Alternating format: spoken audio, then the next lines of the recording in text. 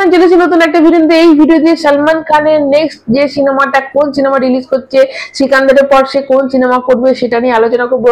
সেটা ভাই মানে বজরঙ্গি ভাইজান না অন্য কোনো সিনেমা হচ্ছে, তো সব তোমাদের সাথে আলোচনা করবো। তার আগে যারা চ্যানেল নতুন আছে অবশ্যই চ্যানেলটা সাবস্ক্রাইব করে একটা লাইক কিন্তু অবশ্যই দেবে। দেখো সালমান খানের তোমাদের আমি বলেছিলাম যে দুটো সিনেমা করছে, সালমান খান দুটো সিনেমা করবে এরকমটাই শোনা গেছে। একটা ড্রামা টাইপ সিনেমা, একটা অ্যাকশন টাইপ সিনেমা।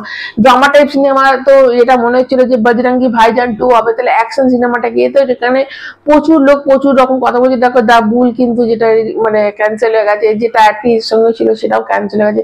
তো কোন সিনেমা করবে এটা নিয়ে কিন্তু একটা ছিল যে বজরঙ্গি ভাইজান তো হবেই এটা ঠিক, কেননা বিজেন্দ্র প্রসাদ যে এস রাজামৌলির বাবা তার কিন্তু পুরো স্ক্রিপ্ট রেডি রয়েছে এবং সালমান খানের সঙ্গে ঈদে তার দেখা হয়েছে এবং তার স্ক্রিপ্টটা পুরো শোনানো হয়েছে এবং অবশ্যই সালমান খান খুব খুশি হয়েছে। কারণ সালমান খানের তোমরা জানো বিফোর কোভিড কিন্তু সালমান খানের কত সিনেমা ছিল যেগুলো লার্জার দ্যান লাইফ সিনেমা ছিল, যেমন বজরঙ্গি ভাইজান, যেমন সুলতান, এগুলো বিশাল বড় মাপের সিনেমাগুলো ছিল এবং সেই সিনেমাগুলো সেইভাবে হিট হয়েছে। ইমোশনাল দিকগুলো সালমান খান দারুণভাবে ফুটে তুলেছিল, সেটা সুলতান বলো সেটা বজরঙ্গি ভাইজান বলো। কিন্তু আফটার কোভিড সালমান খানের সেরকম কিন্তু লার্জার দ্যান লাইফ সিনেমা কিন্তু হয়নি।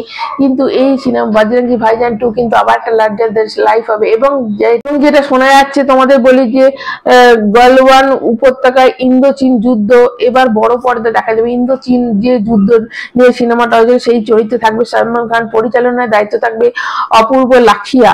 2020 সালে এই যুদ্ধটা হয়েছিল, 2020 সালে ইন্দো এবং চীনের যে যুদ্ধটা হয়েছিল তাতে কিন্তু অনেক শহীদ হয়েছিল, সৈনিকরা শহীদ হয়েছিল। সালমান খান সেখানে লিখেছিলেন তাদের আত্মবলিদান বৃথা যাবে না। তো পহেলগামের পর এই সময়ে এখন কিন্তু প্রচন্ড টাটকা এখন গরম গরম সিচুয়েশন আছে। এই সিচুয়েশনে এরকম ধরনের একটা সিনেমা যেটা তোমাদের আমি বললাম যে গলওয়ান উপত্যকায় ইন্দো চীন যুদ্ধ, গলওয়ান উপত্যকায় ইন্দো চীন যুদ্ধ যেটা হয়েছিল সেটা নিয়ে কিন্তু একটা সিনেমা আসছে এবং সেটা কিন্তু সালমান খানকে শোনানো হয়েছে। সালমান খান এখন হ্যাঁ কি না করে কিন্তু তার স্ক্রিপ্ট বেশ পছন্দ হয়েছে এবং সে কিন্তু বলেছে সিনেমাটা করতে পারে।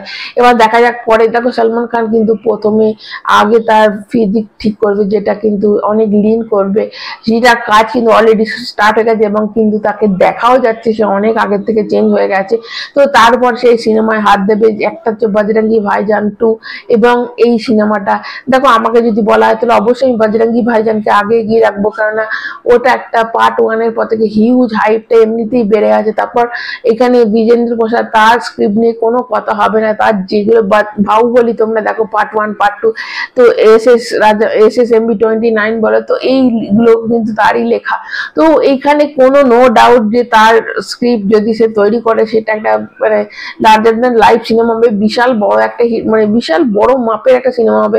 তো অবশ্যই সেই সিনেমাটা কিন্তু তার সাথে এই সিনেমাটা কিন্তু এখন যেহেতু এই একটা সিচুয়েশন দেখেছো কাশ্মীরে হয়েছে, তার সাথে যদি এই সিনেমাটা এখন হয় এবং এইসব সৈনিকদের সিনেমা, তাতে কিন্তু একটা ইমোশন দিকও কাজ করে। একটা যুদ্ধ, অবশ্যই যুদ্ধর কাজ করবে, যুদ্ধ থাকবে এবং তার সাথে একটা ইমোশন দিকও কাজ করবে যে হয়তো কোনো শহীদ হয়ে গেছে তো সেই বন্ধু শহীদ ফ্যামিলি থেকে হয়।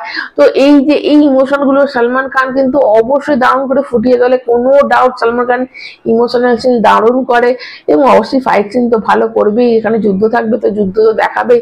তো এইখানে সালমান খান কিন্তু হ্যাঁ মানে অনেক সে রাজি আছে এরকমটাই শোনা যাচ্ছে।